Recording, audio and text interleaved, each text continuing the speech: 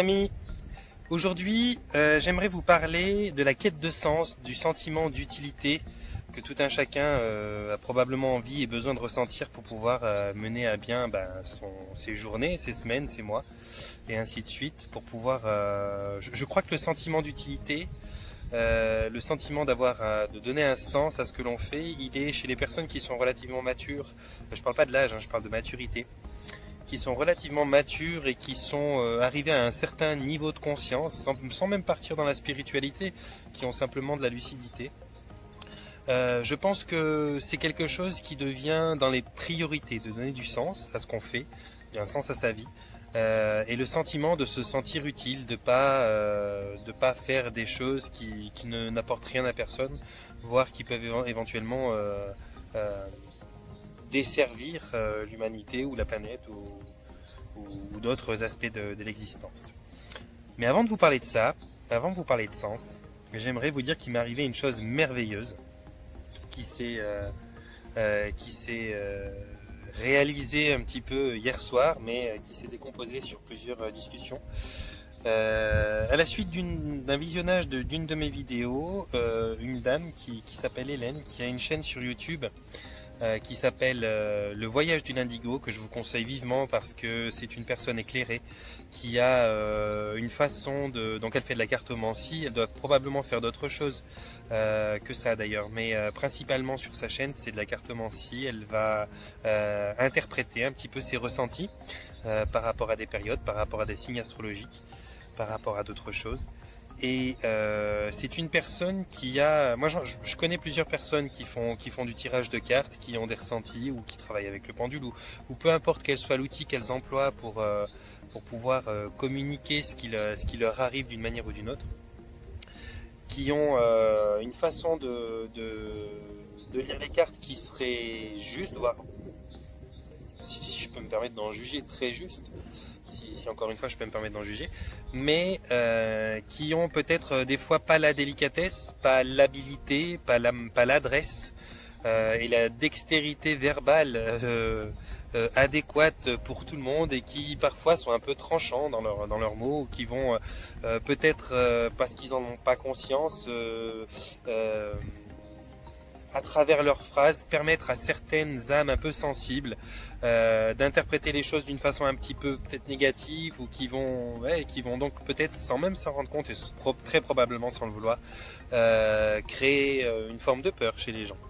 Et donc c'est une manière d'exposer et d'annoncer les choses qui moi me paraît un petit peu fragile de temps en temps. Puis j'ai toujours été attentif à ça. Et là, cette personne donc avec qui j'ai pu avoir des échanges, qui est tombé sur une de mes vidéos comme ça, plus ou moins par hasard. C'est une personne qui non seulement a l'habileté de ressentir et de recevoir des informations qui sont pertinentes, qui sont claires, mais en plus de ça, elle a un filtre merveilleux. C'est une personne qui arrive dans son parler, dans sa façon de transmettre, à peut-être, je suis sûr qu'elle pressent des choses qui pourraient être un petit peu compliqué à vivre, qui serait, si elle l'annonçait comme elle le ressent, un genre de rodéo à surmonter quand il serait là. Mais elle a la finesse, elle a la volonté, et elle a la qualité de pouvoir orienter son discours d'une manière qui soit toujours objective, constructive, qui soit claire, qui soit concise en même temps. Et elle laisse toujours une ouverture au champ des possibles, et c'est quelque chose que moi j'apprécie quand on a n'importe quelle forme de vérité qu'on ait, quand on l'a et quand on essaye de la transmettre, et qu'on fait ça avec en plus beaucoup d'habileté. Puis elle a cette habileté. Puis donc on est rentré en discussion parce que comme je vous dis, elle est tombée sur une vidéo que je fais, et puis on est rentré en discussion les deux, puis il y a eu un chouette feeling, c'était super sympa. Et de fil en aiguille, on s'est communiqué 2-3 fois. Il faut savoir que cette dame, sur sa chaîne, elle a un grand nombre d'abonnés comparé à moi qui était dans les 150, 140. Et donc hier, comme ça, à la suite à la suite je sais pas, de réflexions qu'elle a eues, d'une envie, d'une motivation, peut-être d'un ressenti ou quelque chose, elle a décidé de parler de moi. Et donc elle l'a fait à la fin d'une de ses vidéos, elle m'a présenté un petit peu comme ça, elle a conseillé à sa communauté de venir jeter un œil sur ma chaîne, et puis en leur disant que ils seraient probablement pas déçus. Et effectivement, pas mal de personnes. Alors bon, elle a des kilos abonnés, mais elle a des centaines de vues pour l'instant, donc en plus il n'y a pas tous ces abonnés qui ont vu, mais parmi les abonnés qui sont venus voir, j'ai fait un bond incroyable d'une cinquantaine d'abonnés en l'espace de quelques heures, quoi. Et puis moi j'avais l'habitude, j'ai 120 et quelques vidéos, j'avais l'habitude d'avoir en général 1 à 2 abonnés par vidéo. Donc ça donne, je sais pas, 2-3 vidéos par semaine quand j'ai un bon rythme. Et puis voilà, j'étais habitué à ce rythme-là. Et donc hier mon cœur s'est soulevé. Je suis passé de 171 à 183. Je me suis dit, mon Dieu, mais qu'est-ce qui s'est passé là? Puis j'avais pas spécialement plus de vues sur certaines vidéos. J'ai dit, waouh! C'était vraiment inattendu. Et puis ensuite de ça, je me suis réveillé ce matin et là j'étais passé de 183 vues à 230 et quelques, de 180 et quelques abonnés à 230 et quelques abonnés. Donc ça fait plus de 50 abonnés en l'espace de la nuit. Et donc tu vous imaginez pas la reconnaissance, la gratitude et la grande joie de recevoir ce cadeau-là. Ouais, c'est super. Ça m'a transporté, c'était vraiment voilà, puis j'aurais vraiment envie de la prendre dans mes bras. C'est dommage qu'on soit pas à côté parce que je lui ferai un câlin énormissime. Toujours est-il que voilà, je voulais faire une petite dédicace en la remerciant elle, et puis en invitant les abonnés que j'avais moi et qui ne la connaissaient peut-être pas, d'aller faire un tour sur sa chaîne si ces pratiques-là leur parlent, donc la lecture de ressenti, et donc vous la trouverez sous le nom de Le Voyage d'une Indigo. Elle s'appelle Hélène, c'est une personne merveilleuse qui va pouvoir vous apporter très probablement des choses qui vont vous paraître utiles. Voilà, désolé si je fais un petit peu long ma dédicace, mais elle le mérite amplement, et comme je vous le dis, j'aimerais vraiment lui faire un gros câlin parce que ça m'a vraiment touché. C'est un tremplin pour moi un petit peu en même temps parce que bon, je j'utilise pas de moyens annexes pour avoir plus de vues ou plus d'abonnés.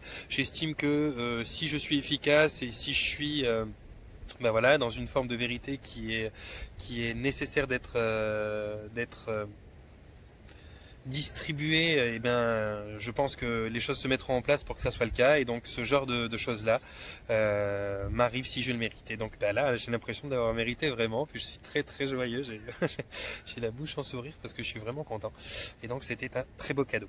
Maintenant, aujourd'hui, j'aimerais vous parler donc de la quête de sens et du sentiment d'utilité. Pourquoi? Parce que je vois bien à travers d'autres vidéos que je regarde, qui sont pas de moi forcément, sur YouTube notamment, ou bien sur des discussions, sur certains forums ou sur Facebook ou autre chose, que il y a une grosse vague en ce moment donc on est dans l'émotion en ce moment, hein. C'est quelque chose qui commence à être très très très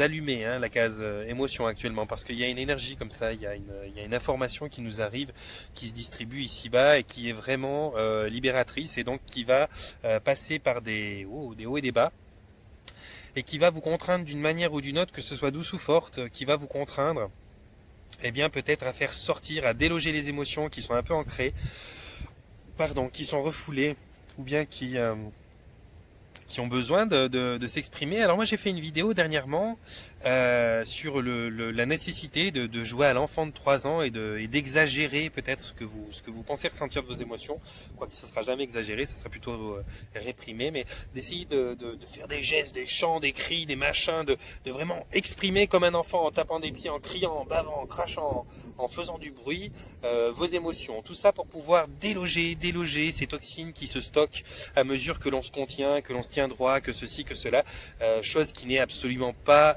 bonne pour la vie, pour le vivant, chose qui est bonne pour les codes sociaux qu'on peut avoir, qui est bonne pour l'attente potentielle que certaines personnes auraient de vous vis-à-vis de vos comportements, mais qui n'est absolument pas naturellement quelque chose de sain.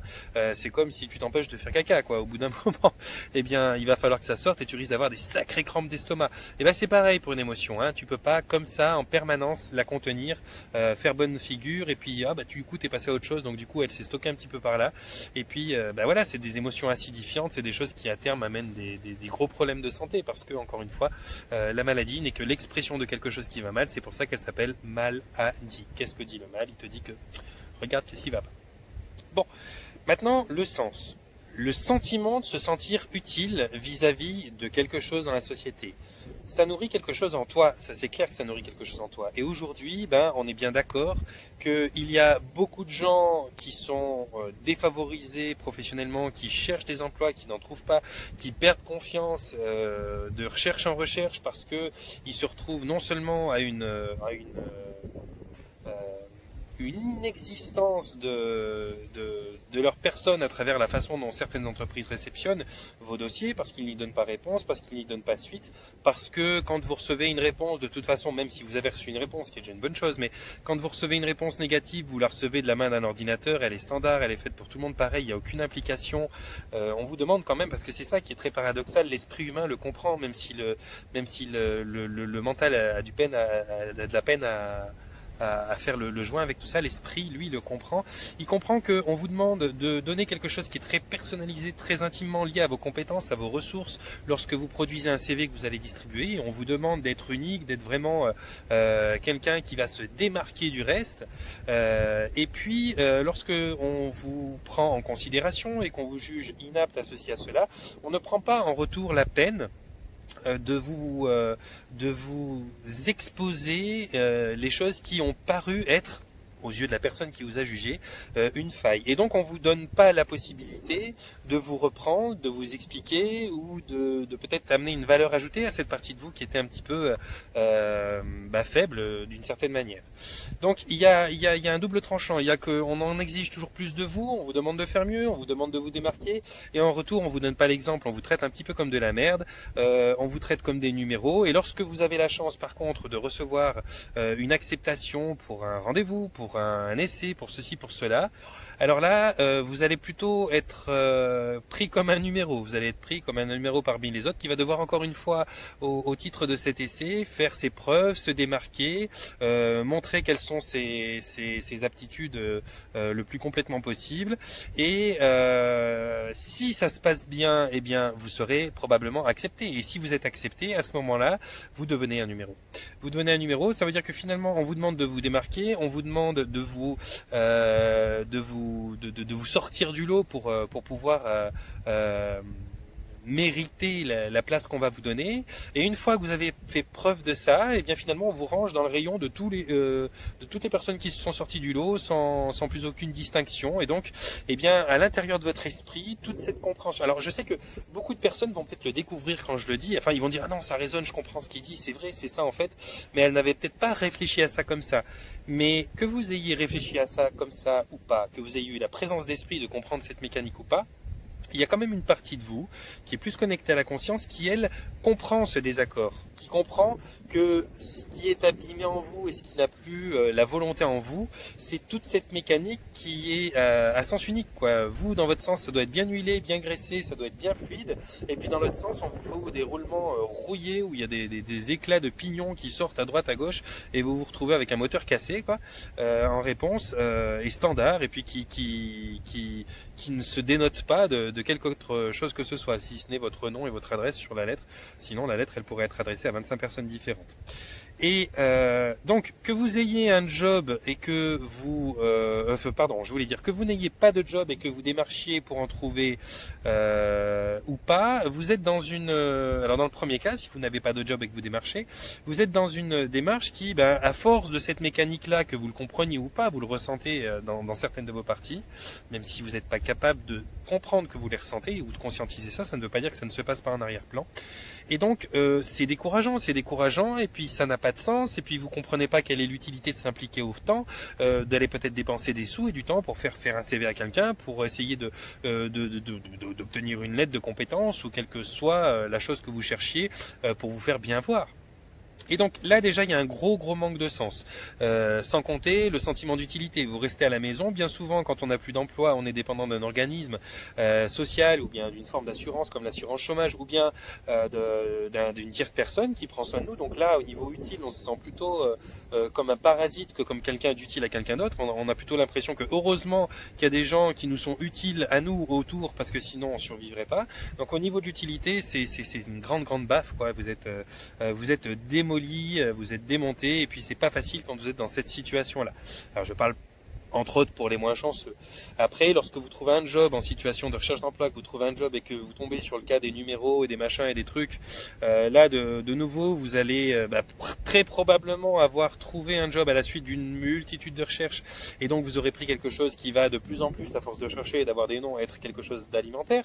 Ce sera pas un grand plaisir probablement pour vous d'aller travailler là où vous allez travailler, mais par contre ça paye le loyer, ça paye la nourriture, ça vous permet de survivre. Et donc encore une fois, là le sens c'est pas terrible, hein. Quand on va faire un travail qui nous paraît, moi je vous prends pour exemple, j'avais une dame qui est une amie maintenant, qui a été une cliente encore dernièrement, qui elle avait un gros problème, une grosse quête de sens dans sa vie, parce que elle était plus du tout en accord avec les valeurs qu'elle transmettait à travers son boulot. Alors c'était un boulot qui était de la représentation, de la vente. Jusque là pas de problème, c'est de la communication. Bon, on est un petit peu dans un jeu où on va créer le besoin chez quelqu'un qui nous a rien demandé de prime abord, donc ça peut être un peu dérangeant. Moi personnellement je pourrais pas le faire. C'est d'ailleurs pour ça que je suis très reconnaissant de la pub qu'on m'a fait, parce que je suis très délicat pour aller me faire de la pub moi-même. J'aime pas me vendre, j'aime bien que je sois transmis de bouche à oreille. Je trouve que ça me paraît être la chose la plus légitime. Et donc elle était dans cette branche-là, mais pour vendre des produits style dentifrice qui sont emplis de fluor. Alors je vais pas vous faire aujourd'hui un exposé sur le fluor, matière extrêmement dangereuse et toxique, qui abîme très principalement des parties de votre corps auxquelles vous voudriez pas toucher. C'est pas les intestins, c'est pas les ongles. Là il s'agit de la barrière protégeant votre cerveau. Il s'agit de la rendre poreuse, il s'agit de permettre les infections d'entrer plus facilement. Il s'agit d'une grosse clé pour déverrouiller les portails qui vous protégez de l'aluminium et de choses comme ça. Donc le fluor, c'est juste la catastrophe, c'est une mine. On pose ça dans votre corps jour après jour sous forme d'ajout, comment on appelle ça, les ajouts, on appelle ça des additifs. Sous forme d'additifs que l'on met dans l'eau pour des raisons plus ou moins obscures, et sous forme d'additifs, encore une fois, dans les dentifrices, c'est encore plusieurs produits, et c'est juste le plus gros déchet toxique. Pour la petite histoire, c'était un immense déchet, le fluor aux États-Unis. La première fois qu'on a commencé à commercialiser du fluor, c'était un gros déchet qui empoisonnait les cours d'eau. C'était une catastrophe, et les gros oligarques qui tenaient ces boîtes qui fonctionnaient avec beaucoup d'émissions de fluor se sont dit mais merde, mais comment on va faire pour évacuer tout ça le plus gratuitement possible? Ça va pas. Vous savez qu'ils sont extrêmement habiles, ils arrivent à transformer tout ce qu'ils ont de déchets et de merde en lingots d'or, hein. Ils sont comme ça, ils ont aucune éthique, aucun code de bonne conduite. On est dans le profit maximal financier au détriment de tout. Et donc, les plus malins d'entre eux, les plus vicieux, se sont dit ouais mais attends, machin truc, on va essayer de transmettre ça comme une substance qui pourrait servir à tel ou tel type de choses, vu que ça a la capacité, par exemple au niveau de ceci, de cela, d'apporter un mieux, sans compter les pires que ça emmène avec, mais juste le mieux. On va miser là-dessus, puis on va vendre ça. Et donc ils ont commencé à commercialiser leurs déchets qu'ils rejetaient dans les rivières, un immense polluant, à des entreprises qui, elles, les additionnaient à certains produits, notamment des produits qu'on met dans notre bouche, quand même l'endroit où on est le plus réceptif. Et donc c'est comme ça qu'a commencé l'histoire de la vente de fluor. Plutôt que de payer pour l'évacuation de cette matière et puis le nettoyage de cette matière, on s'est fait payer pour la donner à des gens qui vont la mettre dans des endroits où il faudrait surtout pas la mettre. Donc voilà pour la petite histoire du fluor. Et donc cette dame-là, elle travaillait dans cette branche où elle devait commercialiser et vendre ses produits à base de fluor dans les entreprises, dans différents endroits. Et elle savait. Elle était au fait de cette vérité sur le fluor, et donc ça l'a taraudé.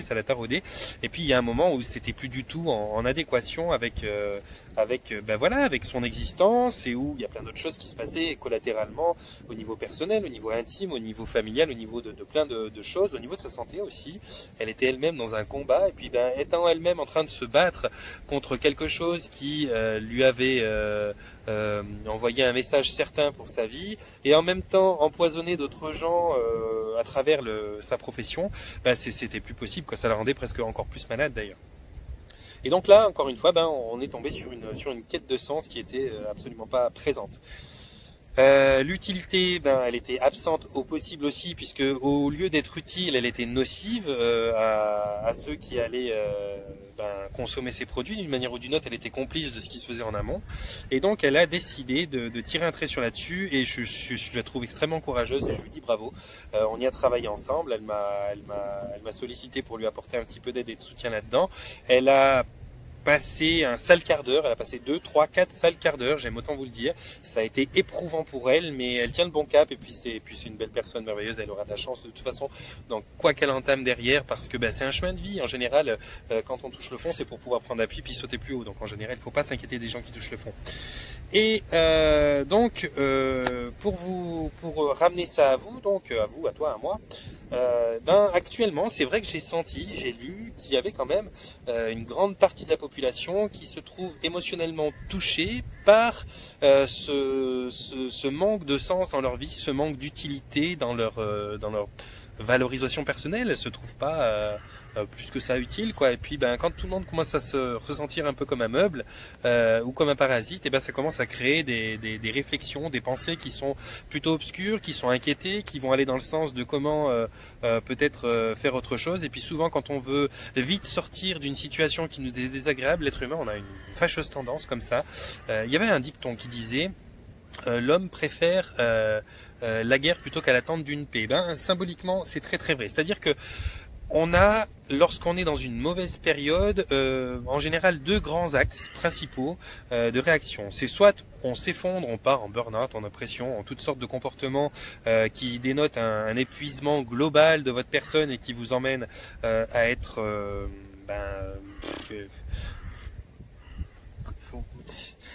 inactif au possible, effondré et puis inutilisable. Et puis on a une autre variante de réaction, c'est que tout d'un coup, par peur que ça aille plus loin ou par peur que ça s'aggrave, ou peut-être par incapacité ou incompréhension des notions importantes d'accueil de ces moments-là pour pouvoir, quand on doit faire partir une douleur, quelle qu'elle soit, dans les thérapies qui sont basées sur les méthodes de communication, l'hypnose et tout ça, on sait qu'on ne peut pas faire partir quelque chose de quelqu'un qui n'a pas été accueilli, parce que cette personne elle repousse dans ses autres corps, dans ses sphères, des choses qui ne sont pas encore totalement intégrées, pas acceptées, et qui n'ont pas eu le droit d'entrer. Mais par contre, elles veulent être virées avant même elles veulent les virer avant même de les avoir accueillies. Et en général, ces énergies-là qui viennent vous passer un message, elles sont très têtues, très tenaces, elles n'en ont rien à faire de vos menaces à la con qui disent fous le camp avant que je m'énerve, quoi. Elles disent d'abord tu m'accueilles, tu me laisses dire ce que j'ai à dire, et après si tu me demandes de partir, je partirai. Et souvent on a tendance à vouloir évacuer une chose qui nous fait peur, qui nous fait mal, avant même de l'avoir accueillie pleinement, pour la comprendre et pour accepter déjà notre responsabilité vis-à-vis du fait qu'elle vienne chez nous, parce qu'on est que des jardins, des terreaux, et il y pousse ce que l'on va laisser y pousser. Donc si c'est un jardin bien entretenu, si on a un beau terrain, un beau terreau, qui a un beau sol bien habité, on aura de très belles plantes et productives qui vont venir. Et puis si on est dans un sol aride dont on n'a pas pris soin, qui est chimiquement touché, tout, on n'aura que des plantes qui sont des plantes très résistantes mais improductives et puis inutiles, qui vont venir sur votre sol, ou voire même le sol désertique. Donc vous pouvez très bien vous retrouver désertique, parce que justement votre fertilité n'est en rien adéquate à quoi que ce soit de productif et de constructif chez vous. Je disais, je perds un petit peu le fil parce que je parle trop vite. Je disais donc que cette notion d'utilité, cette notion de sens, elle est très importante, elle est très présente, et donc au niveau des émotions, c'est ressenti très fort actuellement. Sans compter qu'on est dans une vague d'énergie qui nous pousse à nettoyer, à s'alléger, à se libérer de certaines émotions. Et donc, il est important pour toute chose, avant de pouvoir la libérer, de l'accueillir, de la comprendre, de l'entendre, de l'observer. Et puis de la remercier du message passé, porté, et puis de la libérer en changeant les choses à changer, bien évidemment. Maintenant, moi je vous disais que il y avait cette façon soit de s'effondrer quand tout d'un coup on est vraiment en gros stade d'épuisement, qu'on se sent plus utile ni qu'on n'a plus de sens à nos journées, et qu'il y avait une deuxième facette qui était de faire quoi, qui était plutôt que d'attendre, d'accueillir et de transmuter la chose chez nous qui a besoin de changer, de pouvoir mettre une fin à ces croyances limitantes, de pouvoir accueillir toutes les facettes de nous, même les plus obscures, de pouvoir travailler sur la libération des émotions à travers des gestes simples, à travers des danses, à travers des cris, et que On est donc dans cette période-là où on où on trouve plus aucune utilité ni aucun sens à notre vie, et qu'on n'a pas choisi de déprimer, de partir en burn-out, là, certains vont rebondir en trouvant tout de suite une espèce de nouveauté, quelque chose de nouveau qui soit potentiellement, suivant leurs croyances, capable de répondre à ce manque de sens et à ce manque d'utilité qu'ils ont l'impression de vibrer, quoi. Et donc là, on est tellement pressé de vite faire changer les choses et on veut tellement pas accueillir justement ce passage que on va avoir tendance à aller chercher plus ou moins n'importe quoi. Ça m'est arrivé moi professionnellement par exemple, j'avais bien senti que je devais changer complètement d'axe, que je devais maintenant mettre mes sens à disposition et mes capacités à disposition des gens. Et dans 2-3 périodes sombres où financièrement c'était catastrophique, j'ai 3 enfants, j'ai une maison, j'ai pas mal de choses que j'ai acquéries au cours de ma vie et que j'aimerais pas perdre, qui m'ont coûté beaucoup de ma santé, qui m'ont coûté beaucoup d'années et qui m'ont coûté cher aussi, non seulement financièrement mais au niveau de toutes les parties de moi-même, parce que j'ai dû me construire à travers les réalisations de ça et j'ai eu que des bâtons dans les roues à toute étape, donc ça a été chèrement gagné. Et quand je me retrouvais à presque les perdre parce que ma situation financière à la suite de mes épisodes catastrophiques était compliquée, j'étais prête à faire plus ou moins n'importe quoi. Je pense que j'aurais été travailler dans je sais pas, dans un truc en lien avec le pétrole presque, pour pouvoir m'alimenter puis subvenir aux besoins de ma famille. Et au jour d'aujourd'hui, c'est impensable pour moi. Et dans ces périodes-là, c'était pensable. C'était pensable parce que j'étais tellement mal et je voulais tellement faire changer quelque chose que j'étais prêt à plus ou moins n'importe quoi. Et c'est un petit peu ça, donc le deuxième axe de réaction des gens, c'est qu'on est prêt à faire plus ou moins n'importe quoi pour pouvoir éviter de continuer à ressentir ce mal-être qu'on a. Et souvent, on fait des bêtises avec ça. On fait des bêtises et ça nous apporte pas beaucoup, et c'est là qu'on va se retrouver dans des schémas, des épisodes qui se répètent parce que justement on prend pas le temps d'accueillir, de remercier, de changer et de libérer ces émotions et ces choses qui vont nous mettre face à aux réalités de notre vie. Et donc on prend quelque chose de rapide sur le côté pour essayer de sortir de cette zone d'inconfort là, et puis finalement on n'a pas fait la bonne chose, quoi. On aurait dû une fois pour toutes mettre fin à ça. Et aujourd'hui, actuellement, il y a une grosse vague d'énergie qui vient pour ça, qui vient pour vous aider à libérer tout ça. Donc ça va passer par des sales moments, ça je vous le dis, ça va passer par des sales moments qui sont des moments les plus merveilleux, parce que finalement, encore une fois, vous allez peut-être potentiellement sur certains aspects de votre vie toucher le fond et donc pouvoir enfin prendre appui pour remonter à la surface. Et c'est une très belle chose, même si toucher le fond c'est pas forcément le truc le plus rassurant, c'est quand même le seul moment et le seul endroit où vous pourrez reprendre appui, c'est quand vous serez appuyé au fond. Donc appuyez-vous et mettez une bonne impulsion et puis repartez en l'air, demandez de l'aide, faites comme vous le pouvez, mais en tout cas les énergies sont propices à ça, vous y êtes réceptif, donc autant le vivre pleinement et pas réenclencher de nouveaux cycles où vous allez devoir repasser par ça épisode par épisode. Et donc voilà, moi je voulais vous parler un petit peu de ça aujourd'hui, et je voudrais ajouter à ça, sur une facette un peu plus spirituelle, que on n'est pas tous des êtres qui sommes compliqué aujourd'hui. On n'est pas tous des êtres qui sommes nés originellement ici-bas sur Terre. Il y a énormément de belles énergies qui sont venues s'incarner pour expérimenter quelque chose là, dans cette période-là, mais qui sont natifs ou originels d'autres systèmes d'existence, d'autres planètes, d'autres dimensions, d'autres matérialités, je peux dire, je voudrais dire, et qui donc sont habitués ou sont vibratoirement d'un niveau tout autre à la base, et qui ont donc des mémoires, des petites sorties comme ça tout d'un coup de micro-souvenirs de certains de leur corps, alors pas forcément au niveau mental, mais de certains moments de leur existence, de certaines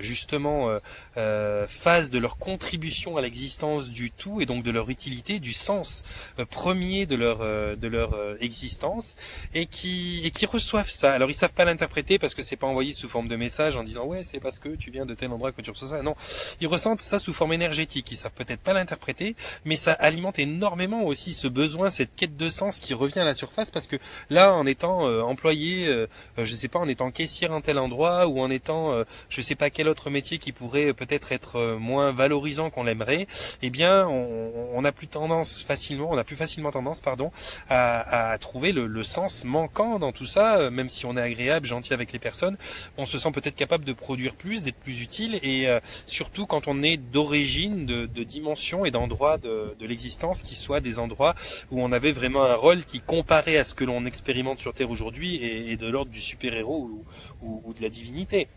Et donc, lorsque l'on a un amalgame de tout ça, un concours de circonstances qui nous met dans des situations compliquées de la vie, parce que la vie est ce qu'elle est aussi, et qui nous arrive au même moment où on a les vagues d'énergie qui sont là pour libérer tout ce système émotionnel qui tourne en boucle et qui doit maintenant passer d'un cercle vicieux à un cercle vertueux pour monter en vibration, pour accompagner l'ascension, eh bien on se retrouve avec un cocktail assez costaud quand même, de choses qui vont peut-être faire que on est un petit peu épuisé, même voire beaucoup épuisé dans cette période que l'on traverse. Quand je dis dans cette période que l'on traverse, je vais pas vous faire une guidance qui parle de 5 jours, de 10 jours ou de 20 jours.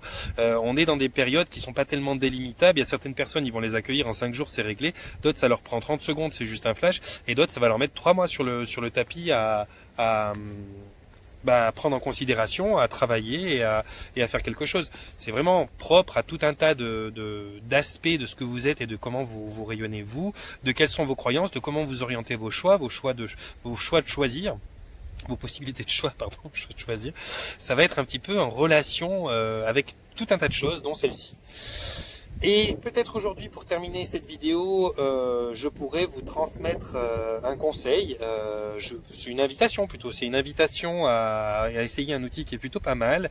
C'est toujours de se reconnecter le plus possible au moment présent. Donc, en moment présent, vous pouvez vous y connecter en recherchant le calme, en méditant, en faisant plein de choses, en peignant, en contemplant. Contempler, c'est vraiment une superbe chose. Contempler pour de vrai, pas contempler en réfléchissant.